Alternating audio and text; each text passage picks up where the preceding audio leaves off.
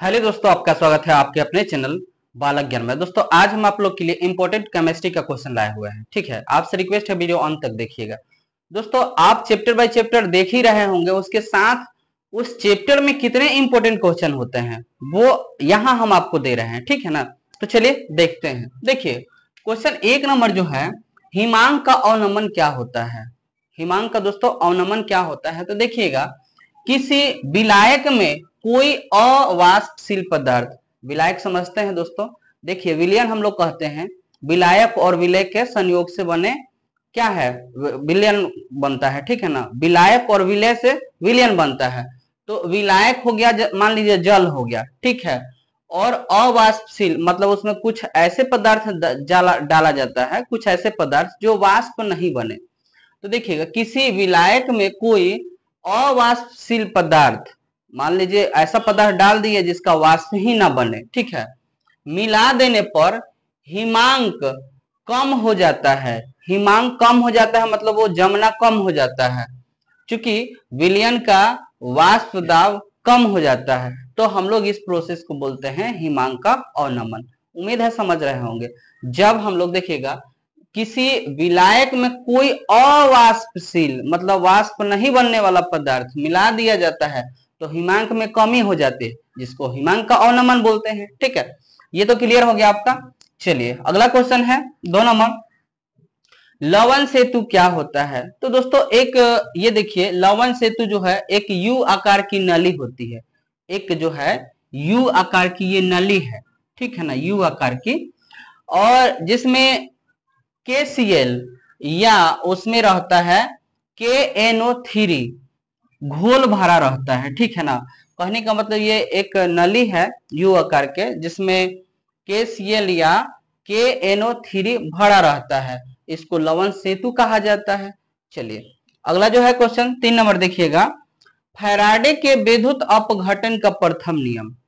तो देखिएगा यहाँ पर किसी वैद्युत अपघटन में, किसी वैद्युत अपघटन का मतलब दोस्तों होता है विद्युत के द्वारा तोड़ना, विद्युत के द्वारा अपघटन करना।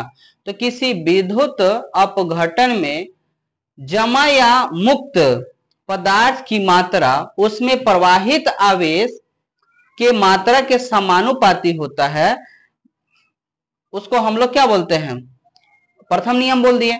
अर्थात m बराबर जो m समानुपाती q या m बराबर ZLT होता है, समझिएगा। देखिएगा दोस्तों जब किसी हम लोग विलयन में विद्युत धारा प्रवाहित करते हैं, ठीक है ना, तो विद्युत धारा प्रवाहित करते हैं तो वो उसमें जो मिला हुआ पदार्थ है उसका अपघटन होता है और वो टूट कर इलेक्ट्रोड पर इकट्ठा होता है। इलेक्ट्रोड पर इकट्ठा होता है तो जो विद्युत धारा प्रवाहित की जा रही है और जो इलेक्ट्रोड पर पदार्थ इकट्ठा हुआ है वो क्या होता है, समानुपाती होता है।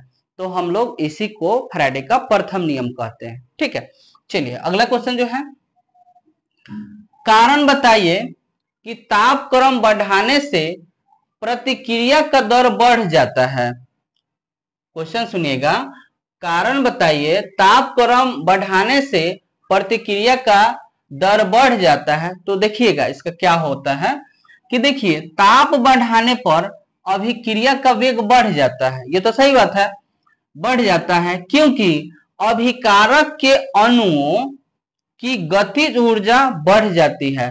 आप लोग दोस्तों जानते हैं, मान लीजिए यहाँ H2 यहाँ है, इसकी मिलने के बाद क्या H2O बना, ठीक है, बैलेंस कर लीजिएगा। तो ये जो है अभिकारक है, ठीक है ना, मतलब रासायनिक अभिक्रिया में भाग लेने वाले जो होते हैं पदार्थ या तत्व उनको अभिकारक बोलते हैं। तो यहाँ इसका बात यही है क्योंकि अभिकारक के अणुओं की गतिज ऊर्जा, यानी ये जो अभिकारक है इसकी गतिज ऊर्जा बढ़ जाती है, इसीलिए क्या है कि ताप बढ़ने से प्रतिक्रिया का दर भी बढ़ जाता है। ठीक है, चलिए अगला क्वेश्चन जो है, अगला क्वेश्चन है उत्प्रेरक क्या है। देखिए उत्प्रेरक क्या होती है, तो उत्प्रेरक वह रासायनिक पदार्थ है जो स्वयं अपरिवर्तित रहते हुए अपने अपने यहां 2 बार लिखा गया है, अपने अभिक्रिया के वेग को परिवर्तित कर देता है। ठीक है, मतलब देखिएगा, उत्प्रेरक एक ऐसा रसायन है जो खुद कुछ नहीं होगा, मतलब वो खुद जो है अपरिवर्तित रहेगा, लेकिन जो अभिक्रिया का वेग है उसको परिवर्तित कर देगा। कहने का मतलब दोस्तों एक उदाहरण में कि वो खुद चोरी नहीं करेगा लेकिन चोरी किसी से करवा देगा। ठीक है ना, तो ठीक इसी को हम लोग समझ लेते हैं उत्प्रेरक। ठीक, चलिए अगला क्वेश्चन जो है, धातु निष्कर्षण में फ्लक्स की क्या भूमिका है। तो देखिए, धातु निष्कर्षण आप लोग समझते ही हैं कि धातु का निष्कर्षण किया जाता है, यानी जो हमें अयस्क मिलता है उसमें कई सारा अशुद्धि वगैरह मिला रहता है, उससे हमको शुद्ध धातु प्राप्त होता है, करना होता है। ठीक है ना, तो वही बात है यहाँ, धातु निष्कर्षण से फ्लक्स, धातु निष्कर्षण में फ्लक्स की क्या भूमिका है। तो देखिएगा, फ्लक्स वह पदार्थ होता है जो गैंग से संयोग कर गलित धातु मल बनाता है। मतलब वो गैंग, गैंग क्या होता है, गैंग दोस्तों होता है ना जो अयस्क में मिली हुई अशुद्धि होता है उसको गैंग कहते हैं। ठीक है, तो उससे वो क्या करता है, जुड़ के गलित धातु मल बनाता है। ठीक है, उम्मीद है आप लोग समझ रहे होंगे। ठीक है, अगला क्वेश्चन जो है,